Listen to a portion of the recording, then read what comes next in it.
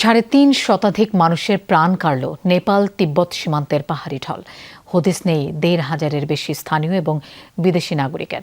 অভিযানে কয়েক হাজার সেনা সদস্য মোতায়েন থাকলেও দুর্গম অঞ্চল ও প্রতিকূল আবহাওয়ার কারণে ব্যাহত হচ্ছে উদ্ধার কাজ। হারানো স্বজনদের খোঁজে যখন হাসপাতাল মর্গে ভিড় করছেন পরিবারের সদস্যরা, তখন নদীতে জমে থাকা ধ্বংসস্তূপ আবারও ঢলের চোখ রাঙাচ্ছে।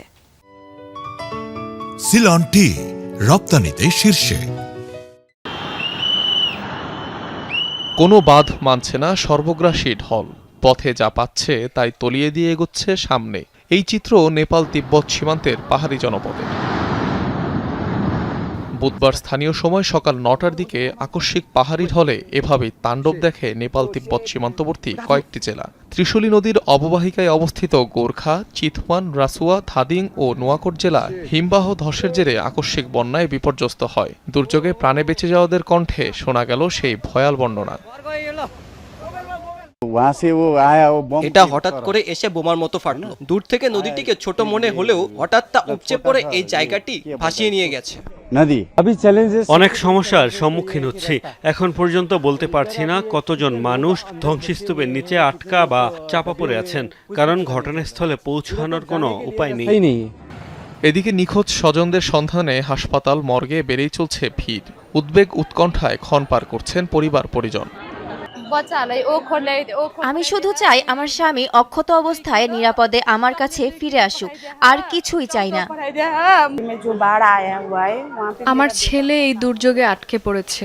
সে একজন ট্রাক ড্রাইভার। এই ঘটনার সময় সেই গাড়ি চালাচ্ছিল। আমাদের শেষ কথা হয়েছিল 8:30টার দিকে। এরপর থেকে তার আর কোনো খবর নেই, কিছুই জানতে পারছি না।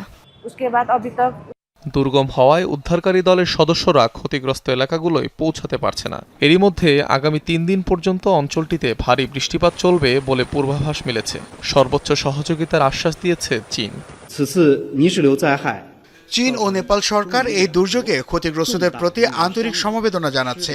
বেইজিং যৌথভাবে অনুসন্ধান ও উদ্ধার কার্যক্রম পরিচালনার জন্য নেপালি পক্ষের সাথে নিবিড় যোগাযোগ ও সমন্বয় বজায় রাখছে। প্রয়োজন অনুযায়ী জরুরি সহায়তা প্রদান করবে চীন। দুর্যোগের কারণে জলবিদ্যুৎ ও সৌরবিদ্যুৎ মিলিয়ে নেপালে প্রায় 430 মেগাওয়াট উৎপাদন সক্ষমতা ক্ষতিগ্রস্ত। ব্যাপক ক্ষতি হয়েছে বিদ্যুৎ উৎপাদন, সঞ্চালন ও বিতরণ অবকাঠামোয়। ভূতাত্ত্বিকদের শঙ্কা, যে কোনো মুহূর্তে আবারও হতে পারে পাহাড়ি ঢল ও ভূমিধস। কেননা ত্রিশূলী নদীমুখে এখনও জমা ভারী পাহাড়ি বর্জ্য, যা চাপ সইতে না পারলে যে কোনো সময় ঢলের সৃষ্টি করতে পারে। এদিকে ভয়াবহ এই দুর্যোগের পেছনে মূলত হিমবাহ ধসই বড় কারণ হতে পারে বলে ধারণা বিশেষজ্ঞদের।